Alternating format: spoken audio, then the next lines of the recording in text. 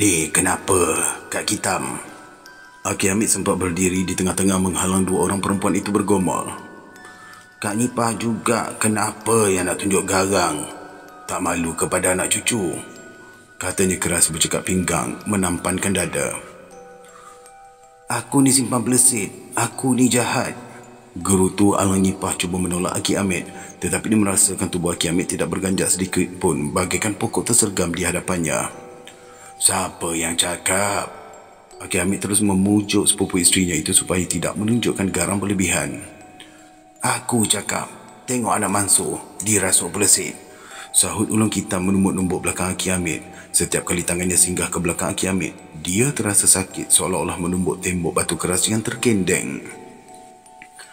Leha tak dirasuk belesit lah, Mak. Mansur pula memujuk mak mertuanya biar bertenang dahulu.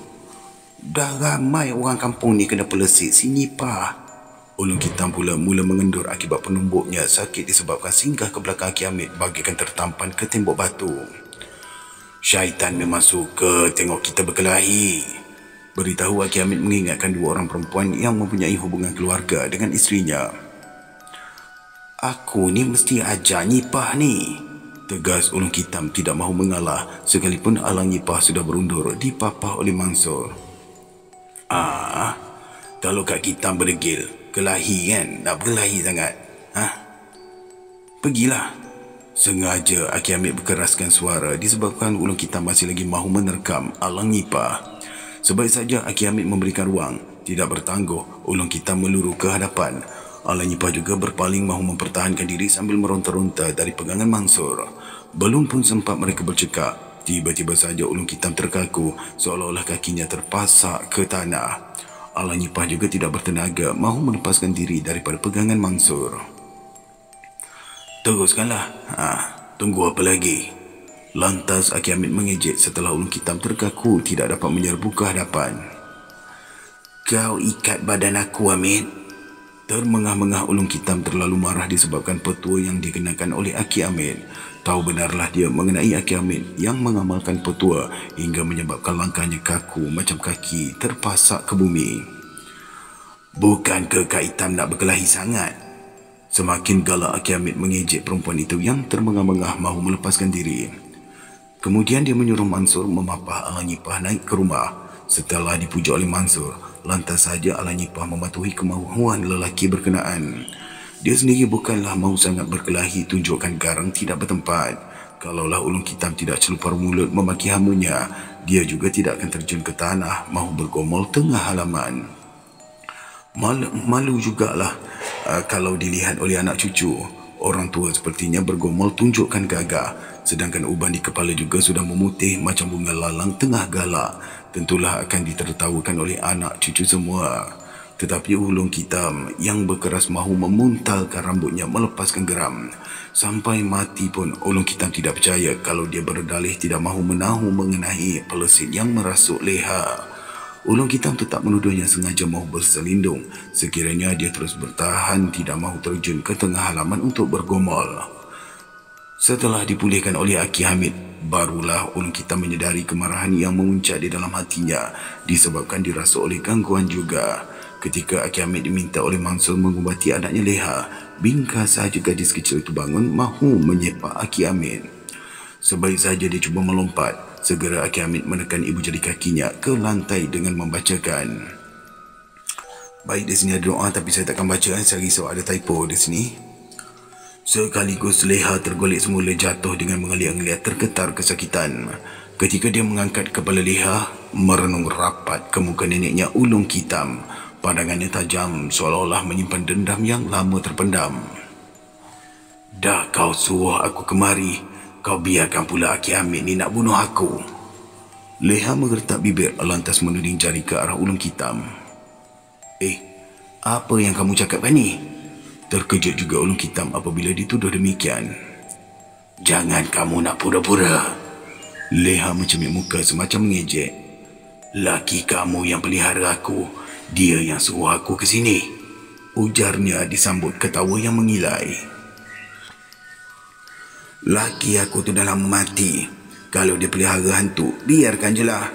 Sahut ulung hitam apabila kenangkan arwah suaminya memang berkapit dengan hantu raya semata-mata mahukan gagah semasa hayatnya. Tetapi perkara arwah suaminya Andaluddin berkapit dengan hantu raya itu sudah pun lama berlalu. Dia sendiri sudah lupa dengan kejadian semasa suaminya masih hidup lagi. Memang kerap kali orang kampung melihat Andaluddin memikul batang sagu memanjang balik ke rumah tatkala senja samar-samar. Siapa lagi yang mampu memikul pokok sagu sebatang tegak kalaulah bukan tenaga hantu raya yang berkapit dengan Andaluddin. Ulung hitam dengan sendiri anak saudaranya iaitu Derih Gagak mengendap di dalam belukar sewaktu Andaluddin mahu menebang pokok sagu.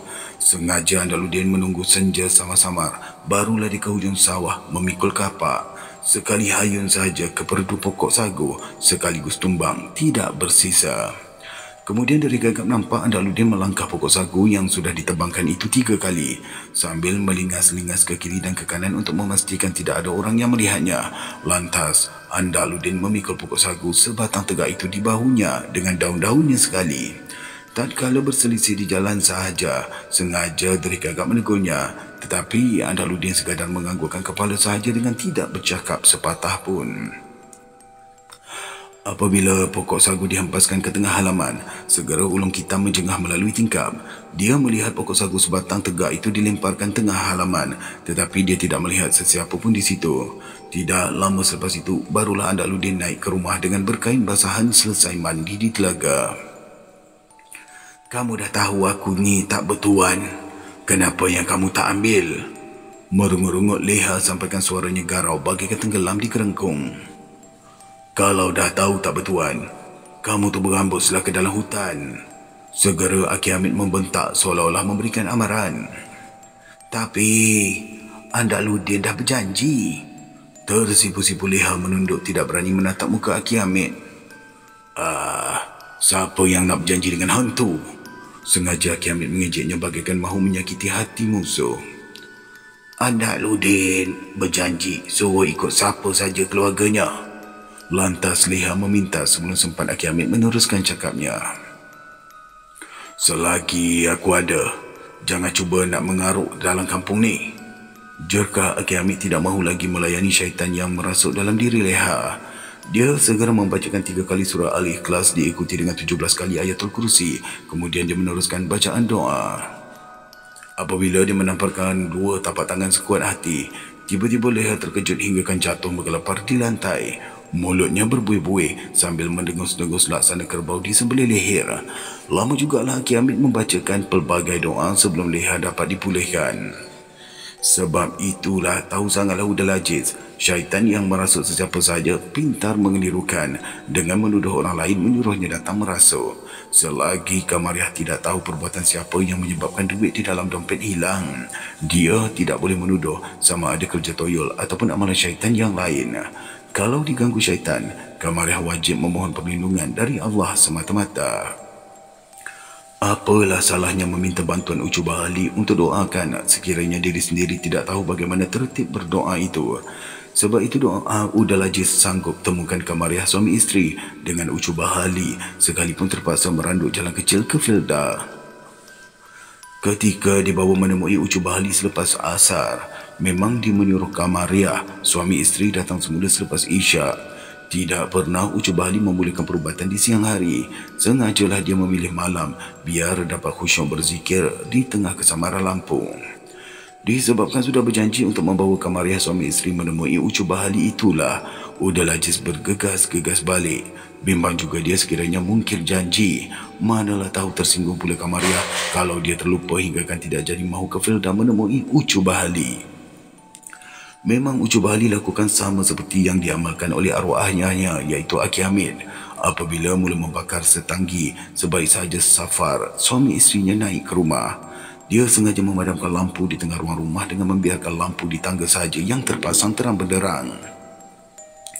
Setelah beristighfar sampai 100 kali dengan memegang erat buah tasbih, Safar ikut sama membacakan Al-Fatihah apabila Ucubah Ali membacakannya sampai 41 kali. Apabila Ucubah Ali mula beratip melenggok-lenggokkan badan, di luar terdengar angin bertiup sepoi-sepoi memukul daun pokok-pokok kayu.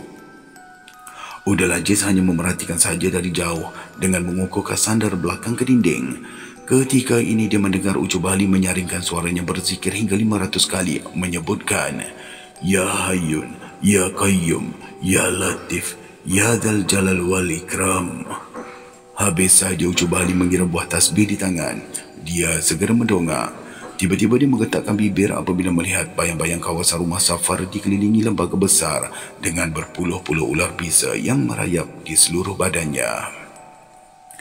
Di bahu lembaga itu, Ucu Bali seakan nampak seekor burung jampuk bertingkit dengan matanya merah menyala laksana api yang membawa.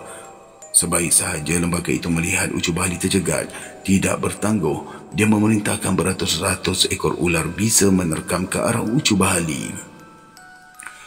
Berterbanganlah ular-ular bisa itu menerkam ke arah Ucu Bali. Tidak sempat pun sampai ke sasaran. Semua ular-ular itu berkenaan tercampak ke bumi dengan tubuh remuk bagaikan pecah meletup. Menggeleng-geleng kepala lembaga besar itu sambil mengatap bibir menahan marah. Wah, gunakan hantu raya dengan jembalan tanah ya. Jurkah Ucu Bali mencebik bibir seolah-olah mengejek. Tetapi Safar melihat di sekadar merungu-rungu seorang diri di dalam kesamaran cahaya lampu di tengah rumah. Hantu raya boleh curi duit ke? Udahlah je sengaja menduga. Memang hantu raya boleh masuk ke rumah?